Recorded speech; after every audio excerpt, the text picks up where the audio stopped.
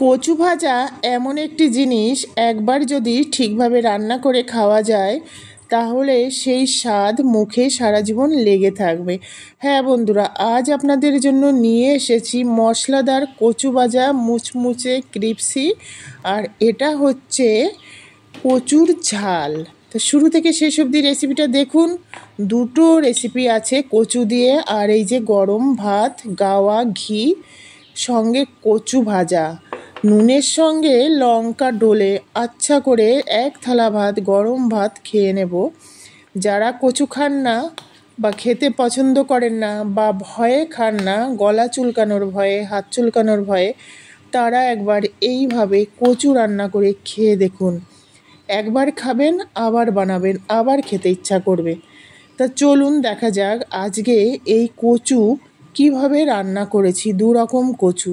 প্রথম হচ্ছে মশলাদার কচু ভাজা। এই মশলাদার কচু ভাজা গরম ভাতে একটুখানি নুন দিয়ে, সঙ্গে গাওয়া ঘি, অথবা যাদের কাছে ঘি না থাকবে তারা সর্ষের তেল দিয়ে এইভাবে নুনের সঙ্গে লঙ্কা ডলে গরম ভাতে এই কচু ভাজা একবার খেয়ে দেখুন। আহা, কি অপূর্ব স্বাদ বন্ধুরা! না খেলে আপনারা মিস করবেন। এতটা টেস্টি লাগে যে মানে কি বলবো, আমার জিভেই সত্যি জল চলে আসছে এডিট করার সময়। আর এই দিয়ে ভাত খেলে না অন্য কিছু আর খেতে ইচ্ছা করবে না। একবার ট্রাই করে দেখুন। এখন বাজারে এই শোলা কচুগুলো ভীষণ পাওয়া যায়। আর এটা হচ্ছে কচুর ঝাল। এই কচুর ঝাল অপূর্ব স্বাদ। আপনারা এইভাবে রান্না করলে কেউ বুঝতেই পারবেন না যে এই কচু দিয়ে এটা ভাত খাচ্ছে। তা যাই হোক, দুটো রেসিপি আছে আজকে বন্ধুরা। চলুন দেখা যাক কিভাবে এই দুটো রেসিপি রান্না করেছি। যদি রেসিপি ভালো লাগে তাহলে একটা লাইক, শেয়ার আর কমেন্টস করতে ভুলবেন না।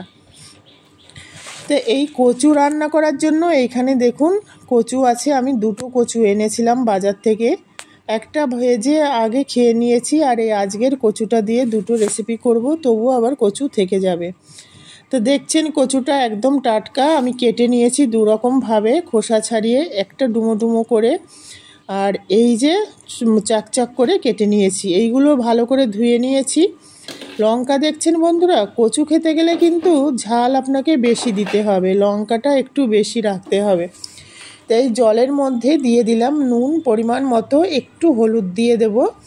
তাতে কী হবে, নুনটা দিলে কচুটা ভালো সিদ্ধ হবে, হলুদটা দিলে কালারটা ভালো আসবে, আর যে গলা চুলকায় বা হাত চুলকায় সেটা কিন্তু থাকবে না। আর খেয়াল রাখতে হবে, জল ফুটে উঠলেই নুন হলুদ দিয়ে কচুটা দিতে হবে। খুব বেশি সিদ্ধ করবেন না কচুটা। নিজেরা ধরুন, কচু অনেক রকমের হয়। খুব কচু দেখবেন, কিছু কচু খুব সহজে সিদ্ধ হয়ে যায়, কিছু কচু টাইম লাগে। এটা ডিপেন্ড করে কোন মাটিতে কচুটা হচ্ছে সেটার উপর ডিপেন্ড করে। এখানে একটা মশলা আমি তৈরি করে নেব। রোস্টেড চীনা বাদাম আছে, আর এখানে আছে অনেকগুলি কাঁচা পাকা লঙ্কা। কাঁচা লঙ্কা দিয়েই রেসিপিটা করার চেষ্টা করবেন। আছে এখানে গোটা জিরে দিয়ে দিলাম, একটু বেশি পরিমাণে লাগবে, কারণ দুটো রেসিপিতেই এই মশলাটা লাগবে। আর এখানে দেব সর্ষে। এখানে আমার কাছে কালো সর্ষে ছিল, দিয়ে দিয়েছি। আপনারা চাইলে সাদা সর্ষেও দিতে পারেন, যার কাছে যেটা থাকবে সেটা দিয়ে দেবেন। হয়ে গেল। এবার এর মধ্যে জল দিয়ে একটা পেস্ট করে নেব। তবে খেয়াল রাখবেন, মশলাটা একদম মিহি পেস্ট হবে না। অন্যান্য রেসিপির যে মশলাটা আমরা করি সেটা একদম মিহি পেস্ট করি, এই মশলাটা একটু দানা দানা থাকবে। দেখুন কচুটা সিদ্ধ হয়ে গেছে। এবার আমি নামিয়ে জলটা ঝরিয়ে নেব। জলটা ঝরিয়ে নিয়েছি, যে কচুগুলো ভাজবো সেগুলো আলাদা করে নিয়েছি, আর যে কচুটা ঝাল করব সেটা আলাদা করে নিয়েছি। যেহেতু নুন আর হলুদ দিয়ে কচুটা সিদ্ধ করা হয়েছিল, সেক্ষেত্রে সামান্য একটু নুন দিয়ে দিলাম, হলুদ কিন্তু আর দেব না বন্ধুরা। একটু চিনি দিয়ে দিলাম, কচু ভাজার সঙ্গে একটু চিনি মাস্ট, সামান্য একটু চিনি। নুন আর চিনিটাকে দিয়ে এইভাবে কচুটা ভালোভাবে মাখিয়ে নেব।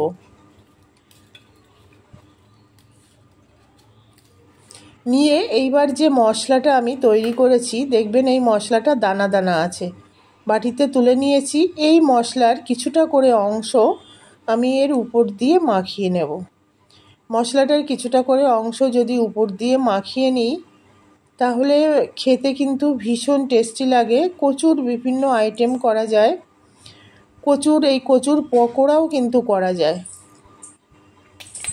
তবে একদিনে সব তো দেখানো সম্ভব নয় বন্ধুরা, নিরামিষ খাবারের উপরে কোনো খাবারই হয় না। তবে সেটা যদি সঠিকভাবে করা যায় তবেই কিন্তু ভালো লাগে। আর এই সব কচুতে কোনো সার বা কেমিক্যাল এইসব দেওয়া নেই বন্ধুরা, আপনারা ইজিলি খেতে পারেন। আর এগুলি ন্যাচারাল জিনিস, এগুলো খেতেও কিন্তু ভীষণ টেস্টি হয়। এইভাবে মাখিয়ে নিলাম, একটু বেসন দিয়ে দিলাম, আপনাদের কাছে চালের গুঁড়ি থাকলে দিয়ে দেবেন। দিয়ে এইভাবে মাখিয়ে নেব। মশলাগুলো তাতে কি আছে, চারিদিকে মিশে গেছে। এইবার এই বেসন দিয়ে দেবো হালকা করে, খুব বেশি দেব না, বেশি হয়ে গেলে শুকনো বেসন, তাহলে কিন্তু কচুগুলি পুড়ে যাবে ওপর থেকে, ভালো লাগবে না। আমার কাছে বেসন ছিল, বেসন দিয়ে দিলাম। আপনাদের কাছে যদি চালের গুঁড়ি থাকে সেটা দিলে আরও বেশি ভালো হবে, বেশি ক্রিপসি হবে। চালের গুঁড়িতে বেশি ক্রিপসি হয়। বা চালের গুঁড়ি আর বেসন দুটো যদি সমানভাবে 1 চামচ করে মিশিয়ে দেন। পুরো রান্নাটাই আমি সর্ষের তেলে করব। কচু ভাজা আর কচুর ঝাল দুটোই সর্ষের তেলে করব। সর্ষের তেলে করলে একটু বেশি টেস্টি হয়। সর্ষের তেলের রান্না কিন্তু অন্য রকমের হয় একটু, তবে রিফাইন খাওয়াটা ভালো নয়, রিফাইন আমাদের স্বাস্থ্যের পক্ষেও ভালো নয়। প্রথমে এইভাবে মশলাটা গায়ে মাখিয়ে কচুটা ভেজে নেব। প্রথমে তেলটা ভালোভাবে গরম করে নিতে হবে। গরম করে নেওয়ার পর গ্যাসের ফ্লেমটা মিডিয়ামে রেখেই কচুগুলো ভেজে নেবেন। যেহেতু অল্প কচু ভাজা, আর সবগুলি কচু আমি একই সঙ্গে দিয়ে দেব। সবগুলো কচু একসঙ্গে দিয়ে দিলাম। দিয়ে এবার এটা মিডিয়াম ফ্লেমে ভাজতে হবে। খেয়াল রাখতে হবে মানে একটা সাইড পুড়ে না যায়, সাইডগুলো ঠিকভাবে উল্টে পাল্টে দিতে হবে। আগের থেকে যেহেতু সিদ্ধ করা আছে, তাই বেশি সিদ্ধ হওয়ার প্রয়োজন হবে না। দিতে দিতে একটা সাইড অলমোস্ট হয়ে গেছে, দেখুন কালারটা কত সুন্দর আসছে, ভীষণ সুন্দর কালার এসছে। এইভাবে উল্টে দেবো একটা সাইড, এইভাবে দিলাম উল্টে।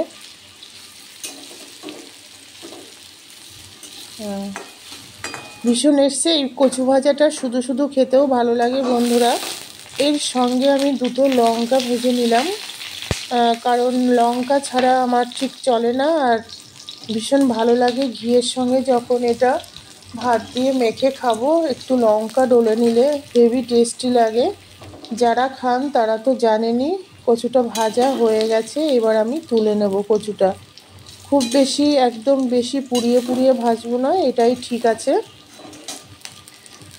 এই কচুর সঙ্গে ঘি দিয়ে বা সর্ষের তেল দিয়ে খাওয়া ভাজাটা, এটা আমার বাবা ছোটোবেলায় দেখতাম খেত, আমার মা ভাজতো, আমরাও খেতাম।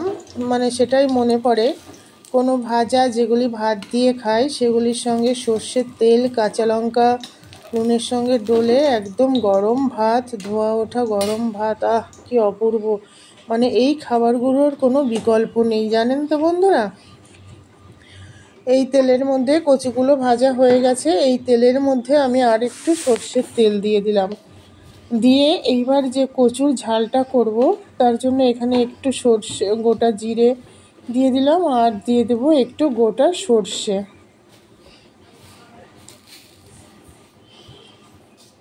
গোটা সর্ষে দিলে সর্ষের ফ্লেভারটা আমার ভীষণ ভালো লাগে। যেহেতু এই রেসিপিটাই সর্ষে বাটাই হচ্ছে মেন, সর্ষের ফ্লেভারটা হালকা একটু টকটক হয়, দারুণ একটা ফ্লেভারও বেরোয়। এখানে আমি একটা কাঁচা লঙ্কা দিয়ে দিলাম, চাইলে একটা শুকনো লঙ্কা আপনারা দিতে পারেন। দিয়ে এই সিদ্ধ করে রাখা কচুটা দিয়ে দিলাম। দিয়ে এখানে তো আর হলুদ দেবো না, কারণ কচুটা যথেষ্ট ইয়েলো কালার হয়ে গেছে। হলুদটা দেবো না, এইভাবে কচুটাকে হালকা করে নেড়ে নিতে হবে, ফ্রাই করে নিতে হবে। তবে খুব বেশি পুড়ে না যায় সেদিকে খেয়াল রাখতে হবে। এইভাবে উল্টে পাল্টে ভেজে নিতে হবে। এখানে পরিমাণ মতো একটুখানি হলুদ গুঁড়ো দিয়ে দেব। আর যে মশলাটা তৈরি করেছিলাম সেই মশলাটা দিয়ে দিলাম। মশলাটার মধ্যে আছে রোস্টেড চিনাবাদাম, গোটা জিরে, সর্ষে আর কাঁচা লঙ্কা। লঙ্কার পরিমাণটা একটু বেশি দিতে হবে বন্ধুরা। পরিমাণ মতো একটু চিনি দিয়ে দিলাম, কারণ নিরামিষ রান্নাতে হালকা করে হলেও একটু চিনি দিতে হয়। যেহেতু কচু, আমি হালকা করে একটু চিনি দিয়ে দিলাম। আর এখানে লঙ্কাটা বেশি না দিলে কচুতে স্বাদটা আসবে না। হালকা করে একটু জল দিয়ে দেবো, যেহেতু কচুর ঝাল, তাই খুব বেশি জল দেওয়ার প্রয়োজন নেই। আর যখন কচুটা সিদ্ধ করবেন ঠিকভাবে সিদ্ধ করে নেবেন। যদি একটু কম শক্ত থাকে তখন যখন কচুটা ভাজবেন ঢাকা দিয়ে দিয়ে ভাজবেন, যেভাবে আমি অন্যান্য রান্নাগুলো করি। এবার কচু ভাজাটা দেখাচ্ছি। দেখুন কচু ভাজাটা, এই হচ্ছে কচু ভাজা। 8 পিস কচু ভাজা হয়েছে, ভীষণ সুন্দর, খেতেও অপূর্ব টেস্টি হয়েছিল। তা আপনারাও বন্ধুরা এইভাবে কচু ভাজা, কচুর ঝাল বাড়িতে তৈরি করে খান, আশা করি ভালো লাগবে। এবার দেখি কচুটা কত দূর হলো। দেখুন খুব সুন্দরভাবে ফুটছে এটা। এইরকম ঝোল খেতেও ভালো লাগে জানেন তো বন্ধুরা। এই বড়ি দিয়ে আমার মা কচুর ঝোল করতো নিরামিষ, বা মাছ দিয়ে রান্না করতো, জ্যান্ত মাছ দিয়ে কচুর ঝোল। এটা হচ্ছে আমচুর পাউডার।